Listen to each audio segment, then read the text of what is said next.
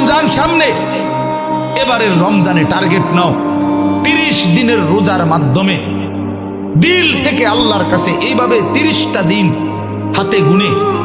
তুমি আল্লাহর সাথে ওয়াদাবদ্ধ হও যে আল্লাহ 30 দিন আমি রোজা রাখবো। এবং যৌন চাহিদা, লজ্জাস্থানের চাহিদা, অশ্লীলতা, বেহায়াপনা, নর্তকী, নাচ গান, উলঙ্গ ছবি দেখা, নারীকে নিয়ে চিন্তা ভাবনা, মেয়েকে নিয়ে অশ্লীল চিন্তা ভাবনা,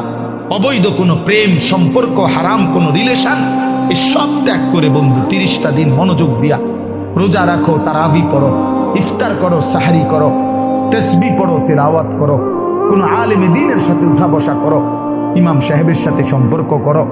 ইনশাআল্লাহ দেখবা